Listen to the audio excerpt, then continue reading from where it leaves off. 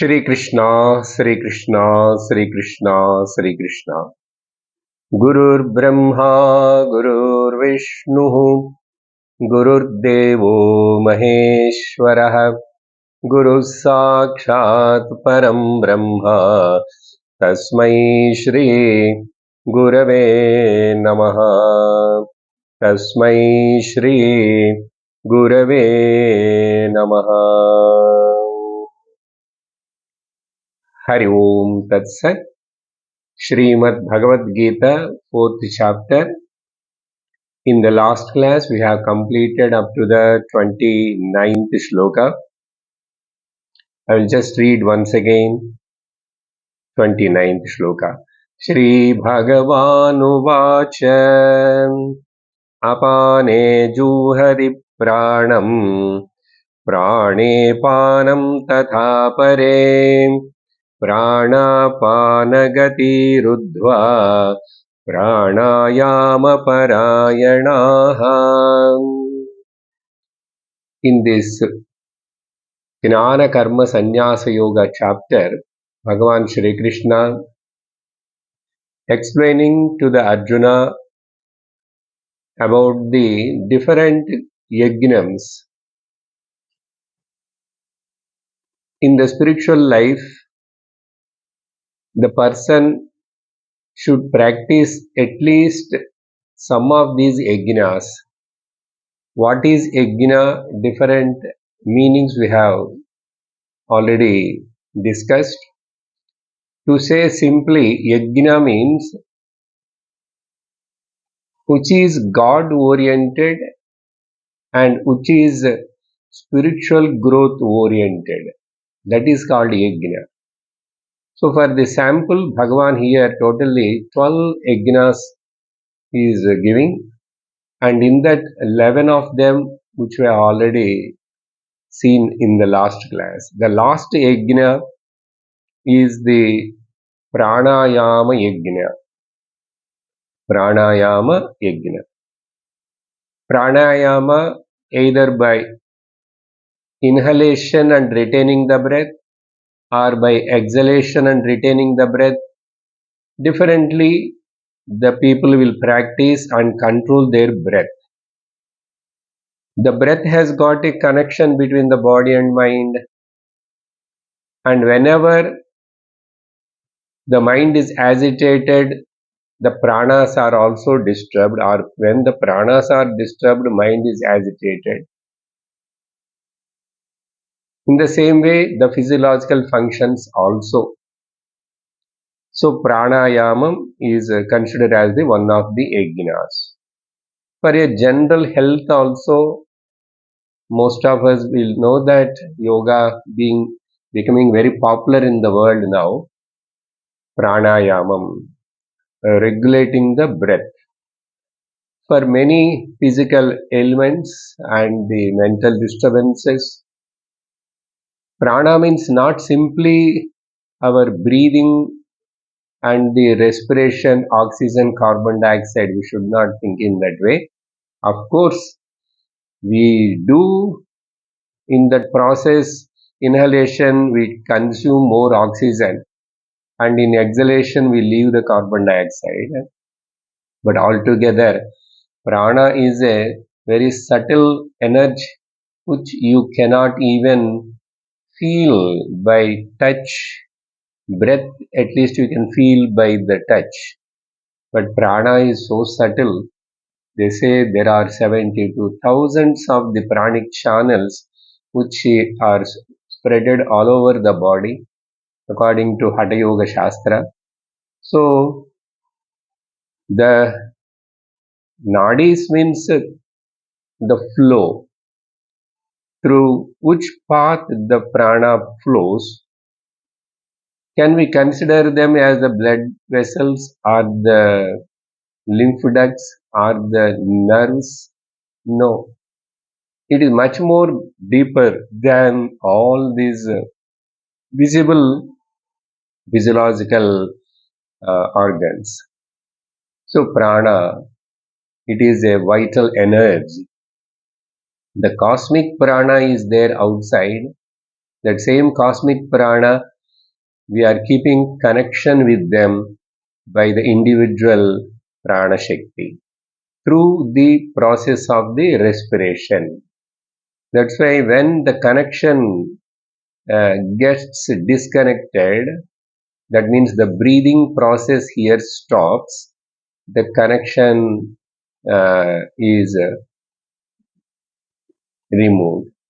Then all the physiological functions of the physical body cannot function. Anyhow, it is a very big science.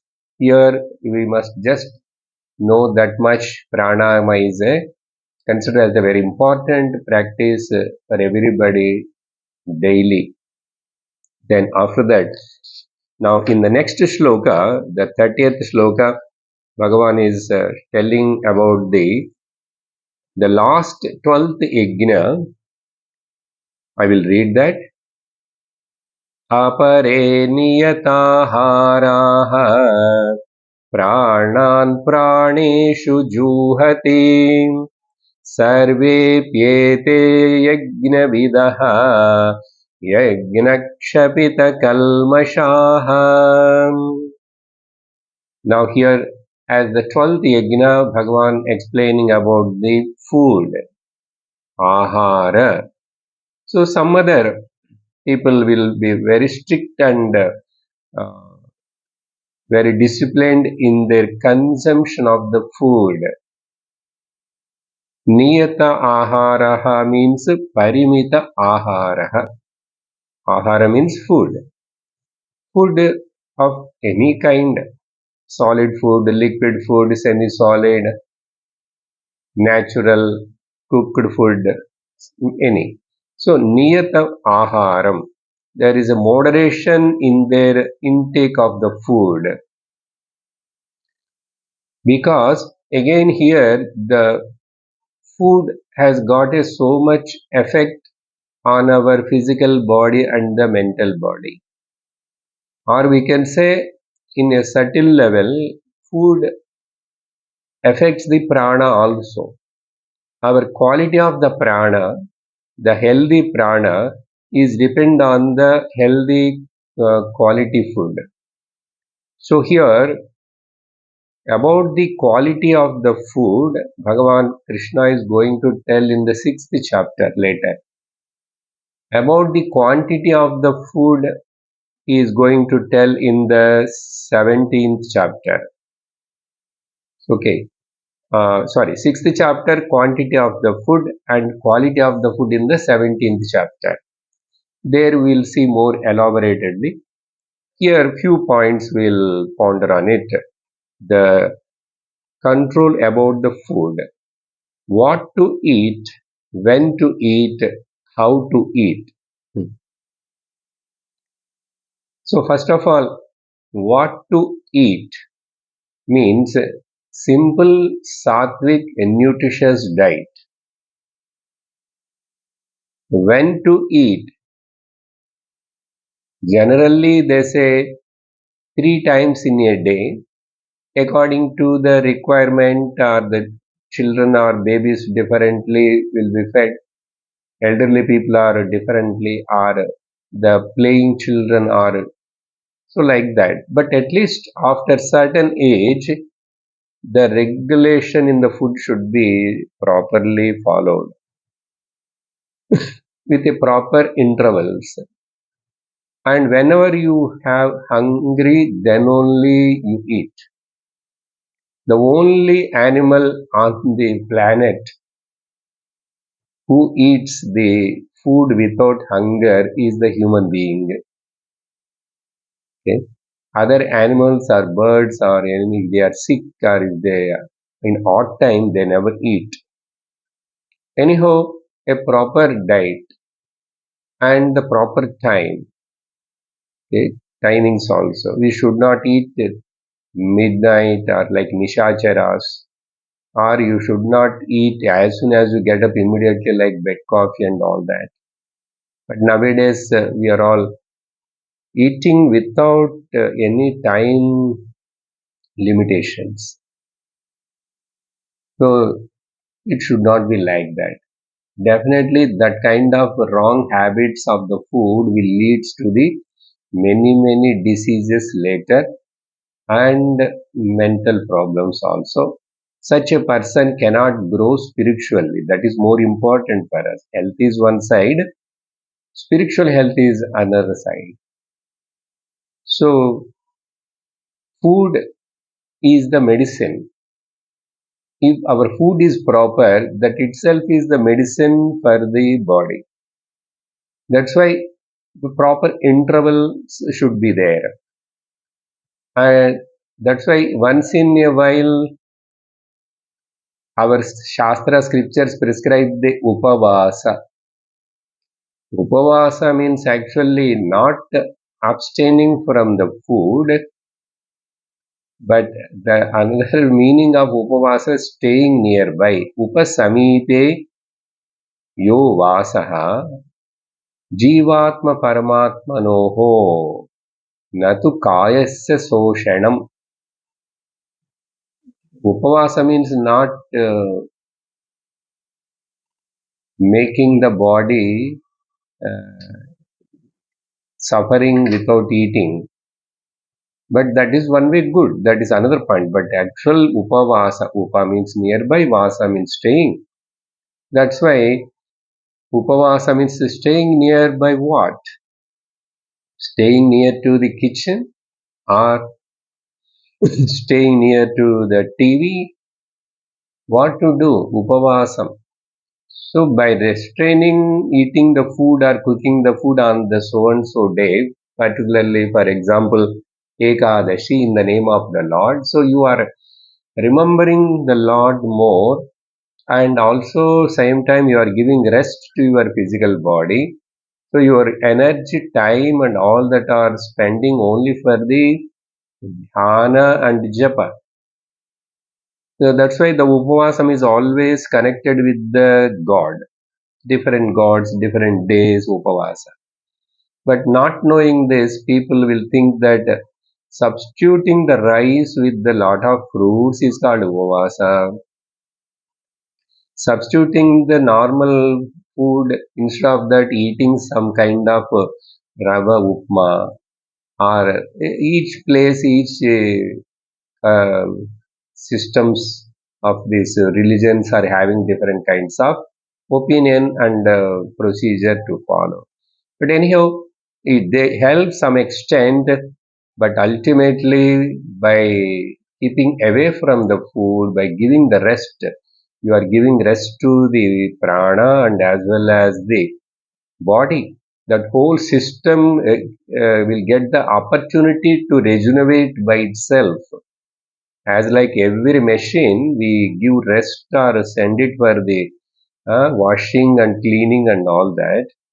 Here also, we need some rest to the body system inside to eliminate the toxins and relax. For that sake, upavasa. So when we are talking about the food, upavasa is also, that means at least if you are not eating in between, whenever I want, whatever I want, wherever I want, I will eat. That is not the spiritual discipline. That is not the religious discipline. We must have some control on eating the food, and that too, non-veg food is not suggestible according to the spiritual injunctions or the scriptures. So this how much to eat, there are beautiful Shubhashita are told many about the prayer. First of all, it should be eaten with reverence and gratitude, offering that food which has come into the plate in front of you, offer to the Lord first. So for that we have so many different prayers. Generally, I told that day, this Brahmarpanam itself is the prayer which we say first and then eat. Or Annapurne Sadapurne, or Annam Brahma Raso Vai Vishnuho Bhokta Devo Maheshwaraha. iti chintichya bhunjanam anna doshair na lipyate. So whoever tell this annam brahma, rasaha vishnuhu, in bhokta is nothing but the Maheshwara Deva. Whoever thinks in this way and eat the food, they never get the their food never becomes a poison or create any dosha in their body. They will be freed from all the doshas. Because how much you may clean it and purify it and all that, cook it also, there are so many other factors which affects the food, who cooked the food, the person, what is the attitude of the mind of the person who cooked, so many. So the negativities can be there in the food, so that affects the person's personality. That's why if that anna dosha, any kind of dosha, any kind of harm, that all will be eliminated by these prayers. And generally, another statement according to Yoga Shastra and all that, of course, this is not possible nowadays to follow, because nowadays the working timings and the way of life and people situations all are different. But some extent, according to our varna ashrama and age dharma, age means your lifespan, age. एकभुक्तं सदा भुरोग्यम् एकभुक्तं सदारोग्यम् द्विभुक्तं बलवर्धकम् त्रिभुक्तं पीडस्यात् चतुर्भुक्तं मृतां ध्रुवम्. Eating only once is always good for the health, and eating twice is okay. That means this all according to the, for old people eating once is good for maintaining their health, and twice eating is for the middle age working hard person. Okay, and tribhuktam is if you tribhuktam chaturbhuktam, three times, four times, the children can eat, the youngsters, teenagers can eat. So otherwise, if after you got the 60 70 years age also, if you are eating more than 3 4 times and like that, in between and all that, then it is definite that you will suffer with a lot of diseases. Here, mrutam dhruvam. Mrutam means death. Death is dhruvam, fixed for everybody. Everybody. Even yogis also leave the body. Mahatmas also has to leave the body. Even if you eat only once and also you won't live no, according to your prarabdha. But still here, mrutam means you are bound to become a diseased person. Okay, you are unnecessarily with your own hands you are aggravating your problems of the body, and like this so many bhashitas are told about the this. Another thing, how much to eat also. पूरयेत् अशनेन अर्थः अर्थं पादो उदकेन च वायोः सञ्चरार्धं चतुर्थम् अवशेषयेत्. Half of our stomach should be filled with the food, and 1/4 of the stomach left for the water, and another fourth quarter is left for the free movement of the air inside. So the mixie can function properly. In this way, you have to divide our stomach capacity. Chaturdham avaseshayet. Vayu sancharan. To make the air to move freely, 1/4 should be left So you never fill the stomach fully. Okay.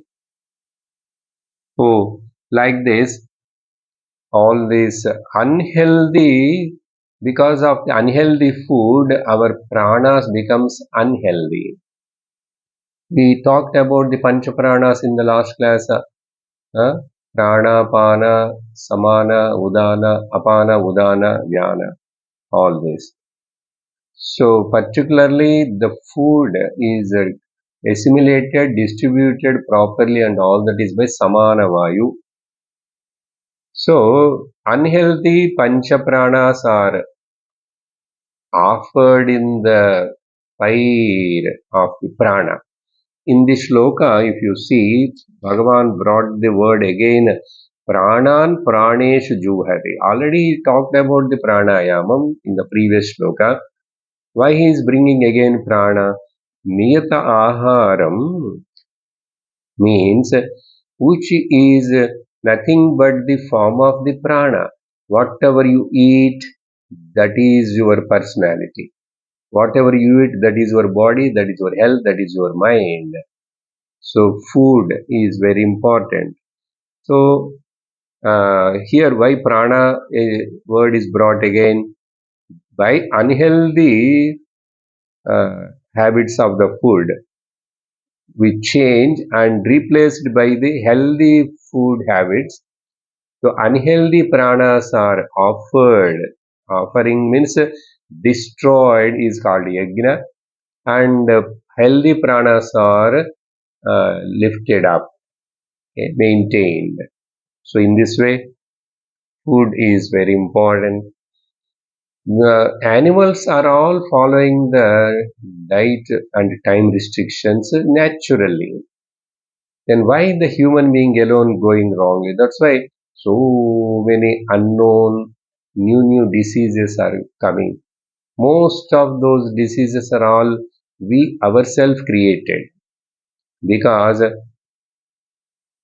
actually our human body is meant for the spiritual upliftment and to realize the divinity. So animal man, in the beginning we are like an animal. When we born, jayati iti jantuhu. Jantuna, janmana jantuhu, every one of us. So, animal man, we must live like a man first, and then we will try to become the God man or divine man. So, that is the purpose of this. That's why uh, Dvijaha or alone can become the Ajaha. Ajaha means Brahma. So, a Dvijaha means who? Nothing but who um, having the, he already born, but twice born all the not only Brahmanas who are all having this thread ceremony, Upavitam, they are all called Dvijas, twice born. But in that again the Brahmana is considered much more higher because of his pursuit of the life, his way of life, his actions all are uh, more sattvic oriented and God oriented and spiritual oriented. But there is opportunity for all the three varnas who are all wearing the thread, that vijaha. So when the thread has given upavitam itself is putting that is yajnam, because from there onwards you must start follow the yajna. Okay, so all these are all told in the scriptures. Bhagavan says here in the second line of this 30th shloka, in this way, yajna vidaha, who knows the value of the yajna and what is yajna, they always survey all of them, api, ete yajna vidaha, what they, whoever follows, that is the meaning. Whoever knows about this yajna and whoever follows, not all, actually if you follow all the 12 yajnas, what Lord prescribed here are well and good, or at least few yajnas you must follow. In later next shloka, Bhagavan is going to scold who is not even following one yajna out of these 12 is wasting his life.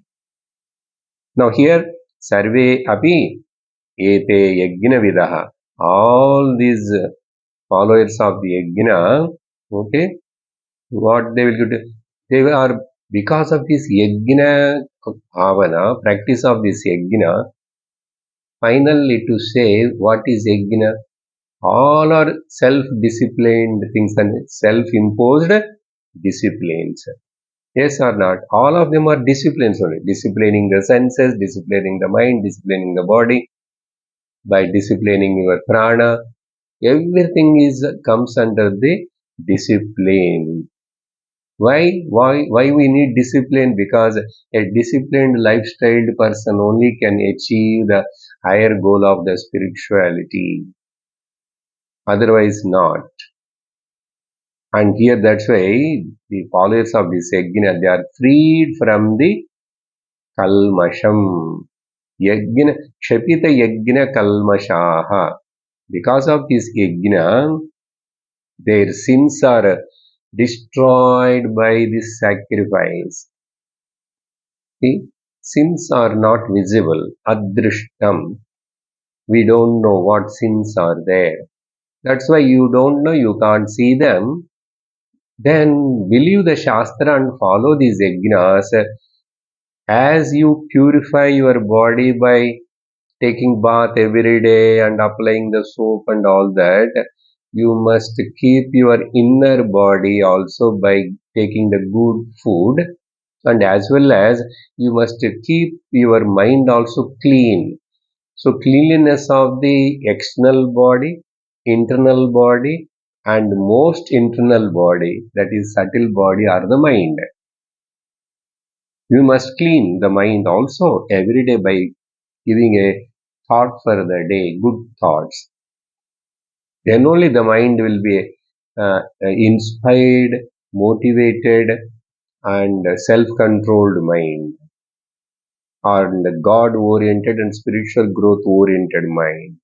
So in this way, the benefit of the following this yajnas also Bhagavan said in the last line here.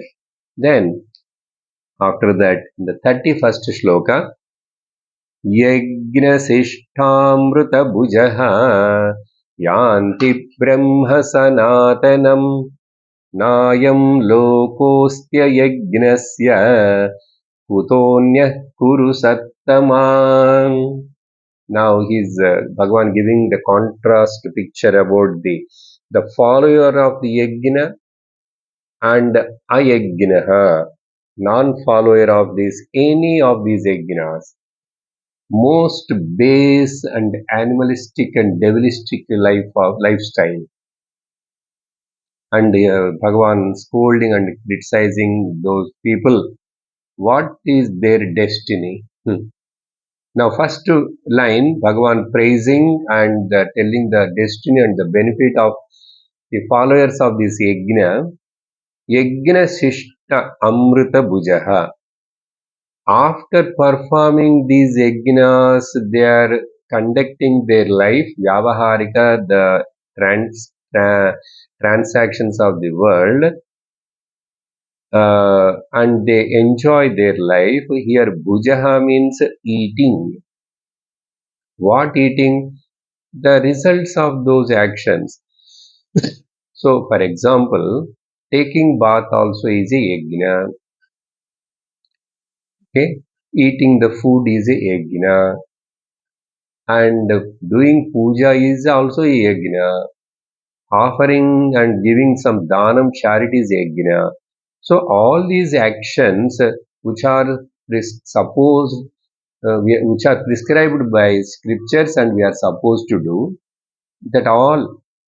So, and being they enjoy their life, livelihood, and conduct their life after performing yajna. Shishta Amrita means the reminiscence, the result after performing the yajna, and they eat, means they enjoy the result of it as the Amritam, it is Amritam for them.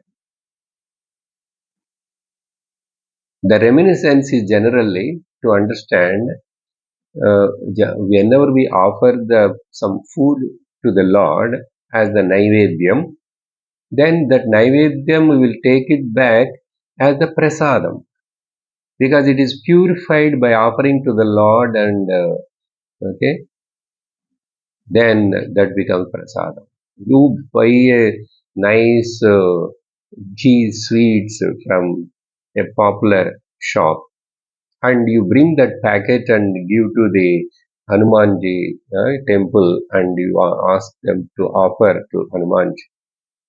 And after the sweets packet went inside the temple into the hands of the pujari and he showed to the Lord and take one and keep it there and you give the box back to you. When you are taking that box back, now you never call it as a sweets of so and so Ananda Bhavan and Krishna sweets and all that. It is a prasadam. Then you will give to everybody or eat. This is the prasadam from the temple of the Hanumanji. See, up to that, before that, it is a sweet from that particular shop. Now, what happened? The attitude, the bhavana, the volition of the mind is now God oriented and sacrifice oriented, sharing oriented. With all this, what happened? That whatever you enjoy, this is only for example, I am telling about the prasada or good, anything, anything. That's why in our golden days in our houses, whenever we buy the new clothes on a festival day, we keep that clothes in front of the Lord and apply the kumkumam and chandanam. Then we will wear it. That is called taking prasada. And some people, whenever they get the salary, nowadays, of course, salary is not coming into the hand because everything is transferred to the accounts in the bank. Suppose some are getting now also, they keep all that salary bundles in front of the Lord and then they will take it and use it for their regular purpose. So, this attitude of offering is called yajna. What will get by that? Our now you are eating the enjoying with that after offering that all becomes the pure amritam. Being that doing like that for many years like that, these people gradually yanti, they reach, they go. Hmm? They go. Where they go? Sanatanam Brahmam. That means ultimately they will realize the truth, the Brahman. That means they will get the Atma Jnana. But suddenly, immediately, now if I follow these yajnas for a few days, a few years, I will get the Atma knowledge. No, not like that. Kramena, gradually, we are all becoming fit instruments because of these practices. These are all comes under Karma Yoga.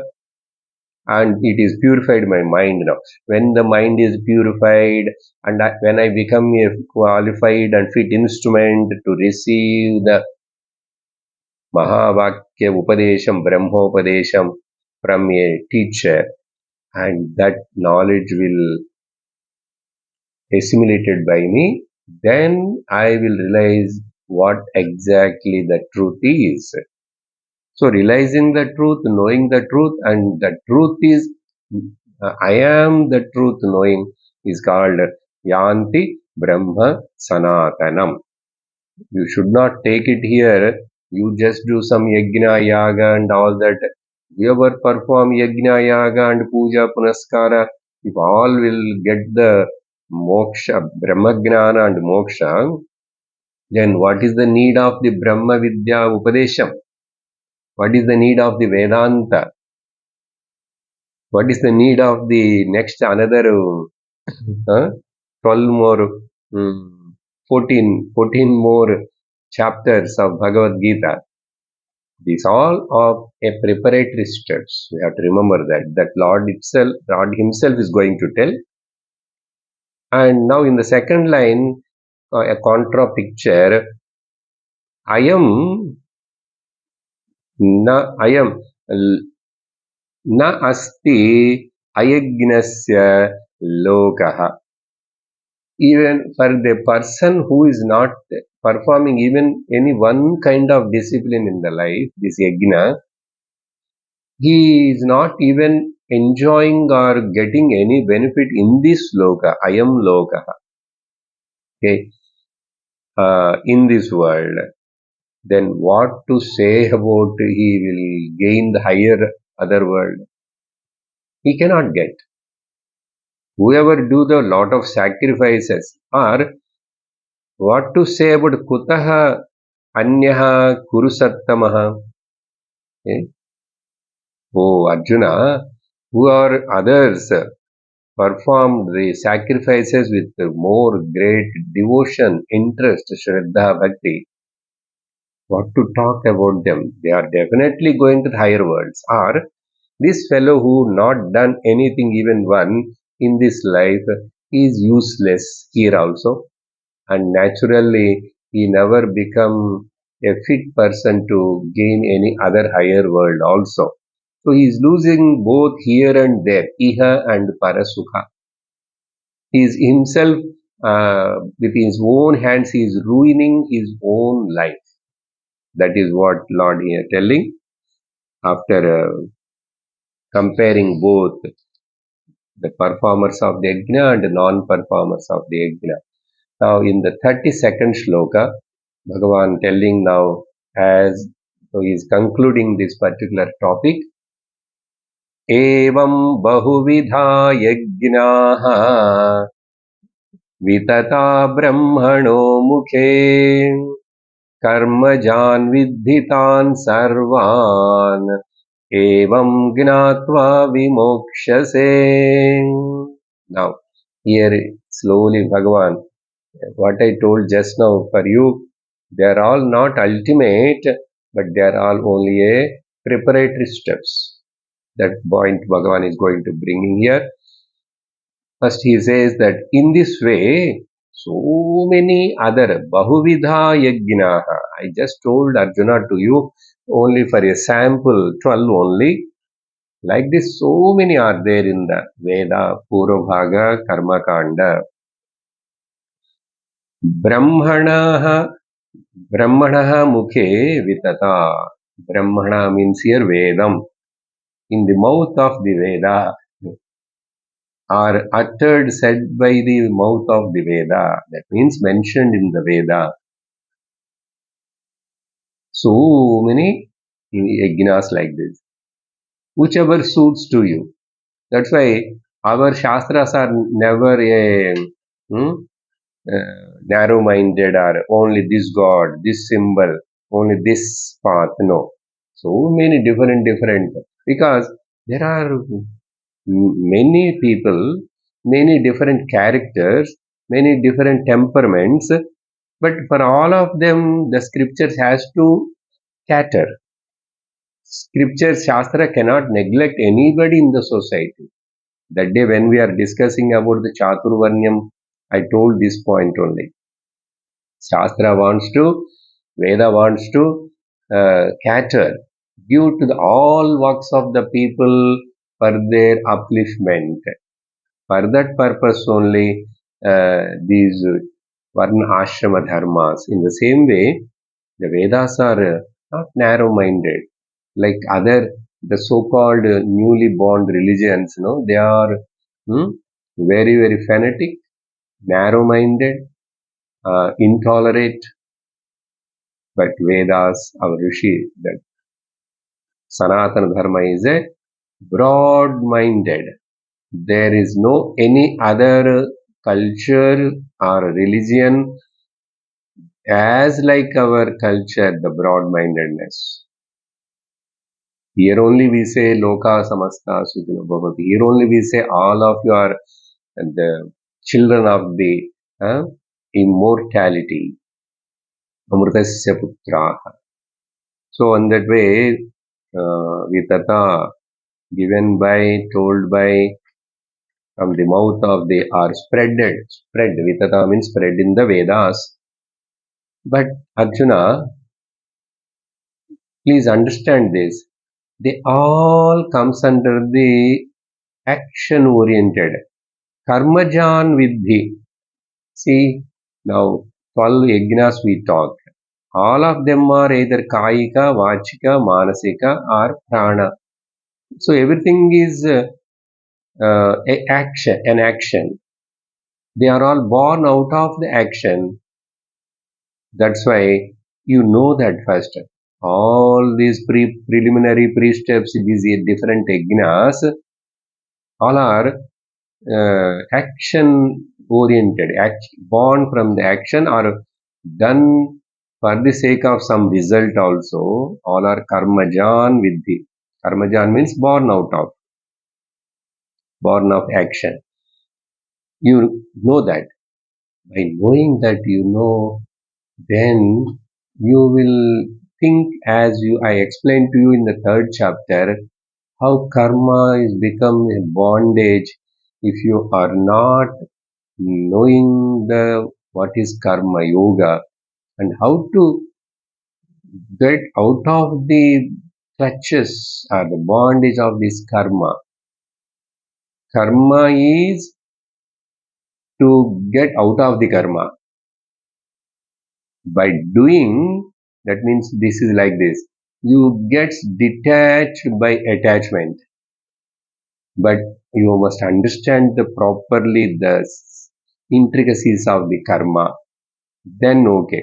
If you come to know they are all born out of the karma, karma is going to give leads to the janma.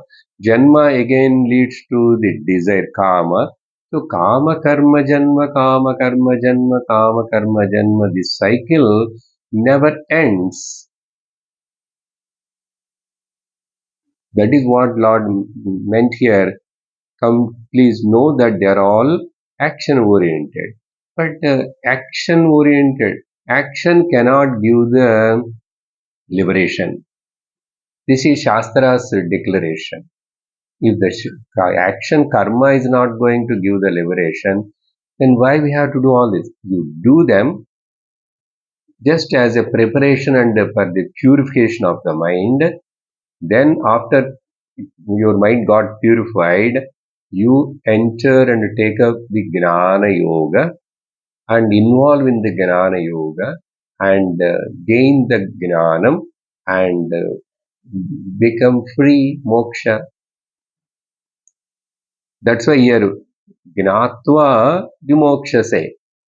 How come if I know that they're all born out of the karma, how I will get liberation? That means you will understand, then you will slowly drop those karmas, Vairika karma, all kinds of everything. Slowly you will come to the Nivritti Marga. Pravritti Marga is called karma, that is the Vedas front portion. Then slowly you will enough. They all helped me to become a fit instrument. Now I don't require any of those things. I don't want any relative pleasures or the benefits. I want the truth and moksha liberation. The fourth Parama Purushartha I want.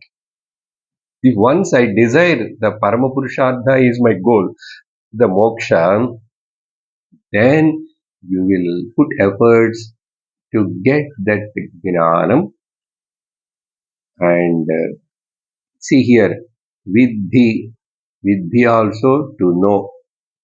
Then after that you will go to the guru and study the veda uttara bhaga vedanta.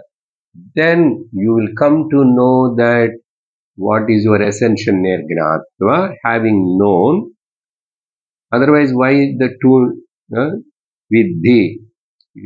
You must know what karma is not the end and jnanam only is the end. Then knowing that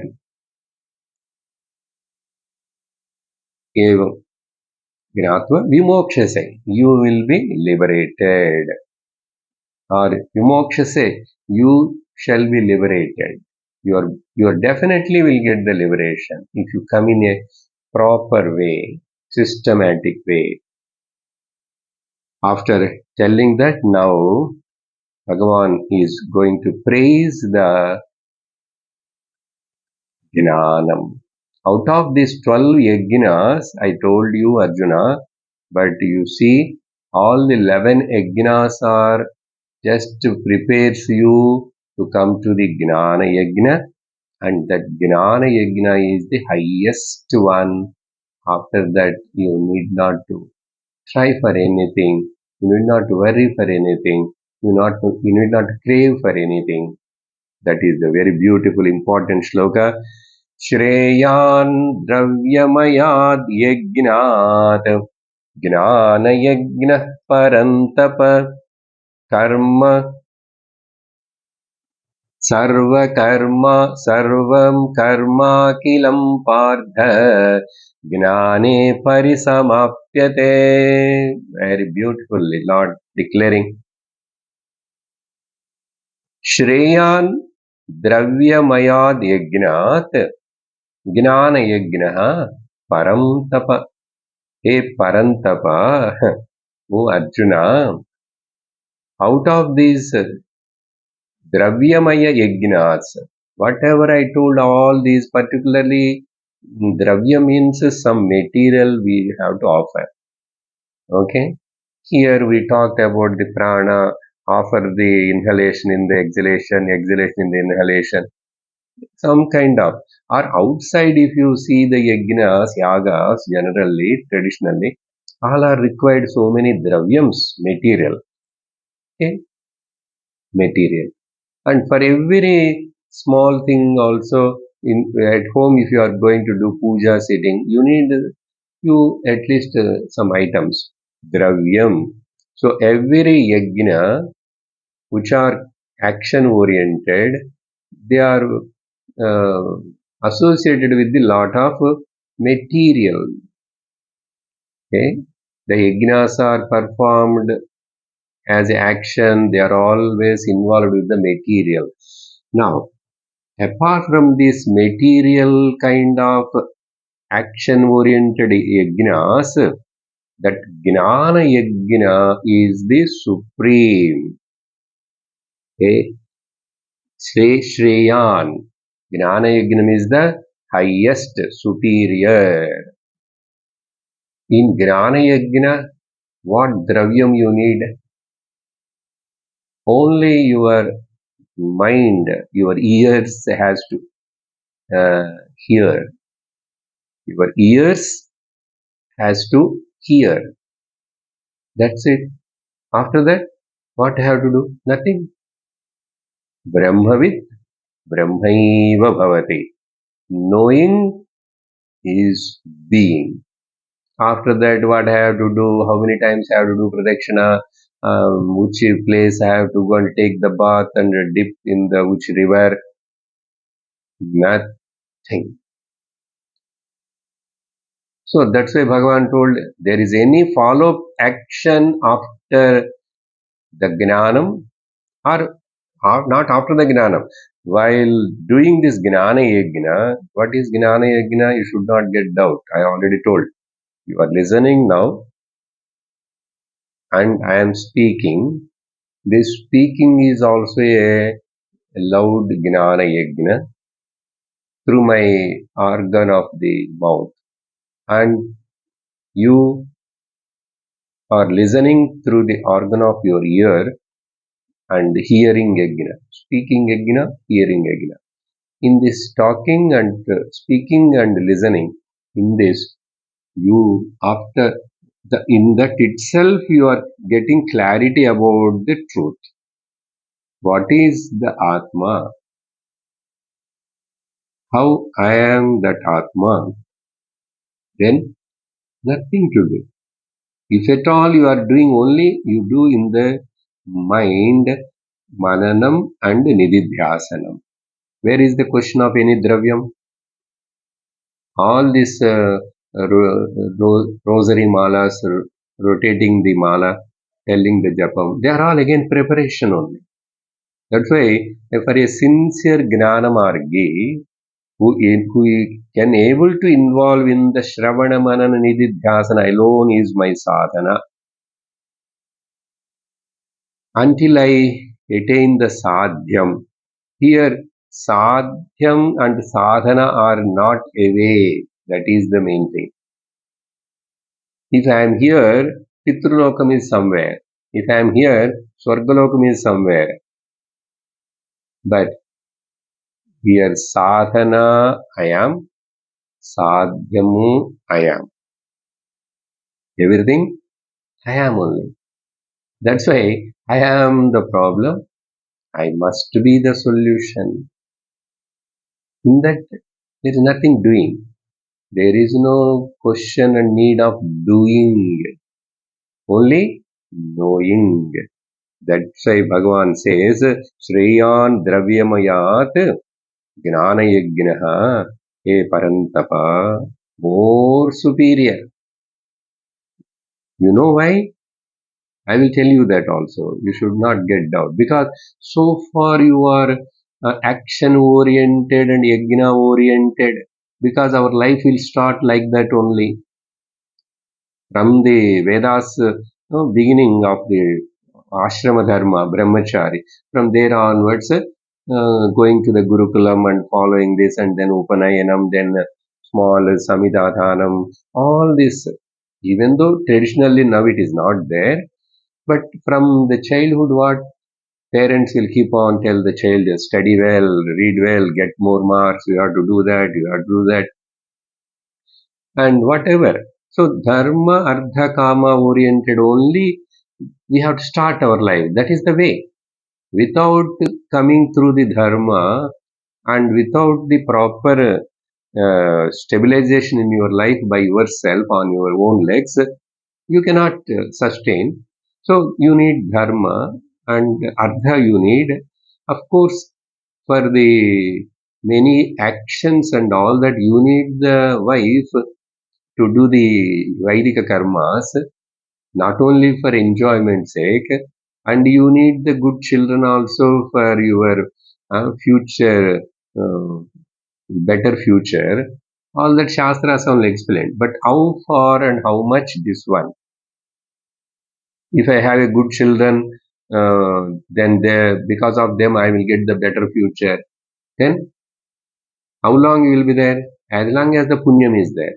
So these punya papas are always increase and decrease because you come down again to the another birth and again you will perform the papam and punyam. No one will do only punyam. No one will do the only papam. So you are ultimately settled in this papa punya karma, and so there is no end for it. That's why I'm telling, see, Sarvam Karma Akhilam. Sarvam itself means to all, and Akhilam, totally. Okay? All actions in its totality, entirety, without any stress, either for you, Agami Karma, Sanchita Karma, all these things we have discussed already, and now prarabdha karma, this won't continue. The cycle of karma and janma won't continue for you. If they are continuing, you are in the samsara. You are bound to become miserable. You cannot escape.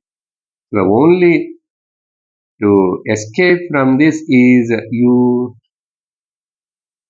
give them up and you claim your own essential nature. Know your real identity. Do you require really this karmas and all that? And what is your essential nature? So to know that, by knowing that, Sarvam Karma Akhilam He Partha.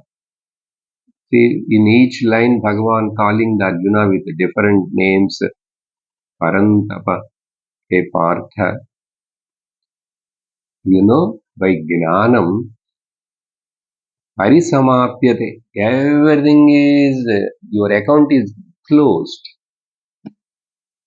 Otherwise, any one of us can tell that now my hmm, my all papam has gone, all my punyam is exhausted. Actually, they are invisible, adrushtam. We cannot see them pratyaksham directly. They are not drushtam. Then how I can depend and keep on anticipate punyam, papam, dharmam, adharmam and all that. That's why in Kathopanishad, the small child Nachiketa asked the Yamadharma Raja, don't teach for me dharma, adharma, all that. Dharma, adharma, punyam, papam, all these pairs of complementaries comes under the relativity. Relativity means what? Temporary.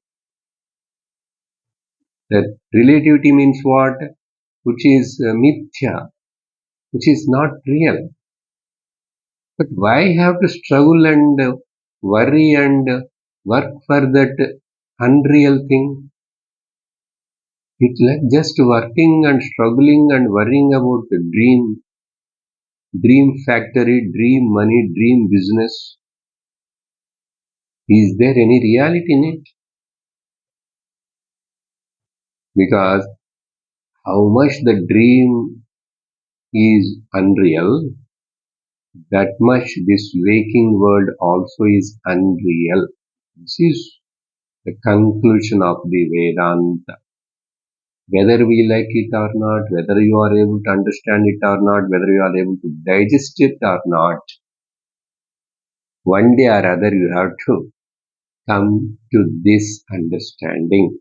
That's why here, see, you will be free, you will be liberated. That's why Jivan Mukti, liberation means not after the death. Vedanta never talks about the liberation after the death. That is, as a posthumous something bonus like Videha Mukti it talks. But first, Jivan Mukti, liberation while living. How? Through the Jnanam. Now you are thinking that you are bound. It is Ajnanam. Now you realize your essential nature and see, open your eyes. As long as you are in the dream, you are thinking that you are a dreamer. You are chased by the tiger and the thief and all that. Now, once you wake up, you know that I am not the dreamer. There is no thief. There is no wife. There is no knife. There is no thief. There is no tiger. Just like that, once if you keep on listen to this, who is Jiva, who is Ishvara, who is what is this Jagat, all are you are going to negate it. How? How you negate? By the Jnanam, this knowledge. By claiming that, by acquiring this knowledge of the reality, then everything is null and void. That's why Bhagavan says, Sarvam karma akhilam, he partha, jnane parisamapyate. Do you want this? Do you really like it?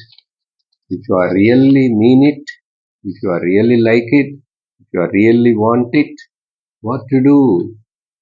I will just tell what to do. It won't come just like that. I know it, I like it, I want it. But where? How?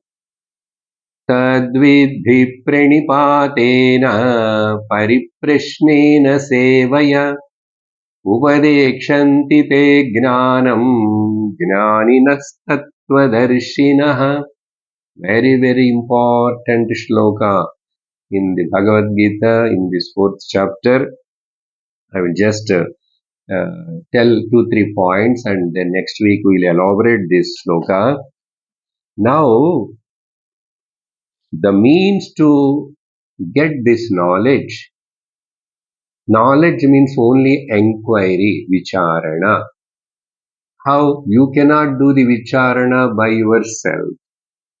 Never do the enquiry of the Brahman and the truth by yourself. Even the books are available, YouTube is available, all medias are available. Never do that. Then, the first principle, you must go to a teacher, and then you have to ask really what is this, what is the Jiva, what is Jagat, what is Ishvara, Pariprashnena. Okay? And you serve the teacher, have the faith on the teacher. Then those teacher, which teacher? Any teacher can teach that? No, Gnaninaha Tatvadarshinaha Gnanam Te Upadekshanti. Who realize the truth, only that great master, a realized soul teacher, master only can teach you how you also can realize. So I have just given a rough meaning of it, being it is a very important sloka. Next week we'll discuss that more elaboratedly. Now we'll conclude here. Om Purnamadah Purnamidam Purnat Purnamudachyate Purnasya Purnamadaya Purnamevavasishyate Om Shanti Shanti Shanti Harihi Om Shri Gurubhyo Namaha Harihi Om Hari Om Tat Sat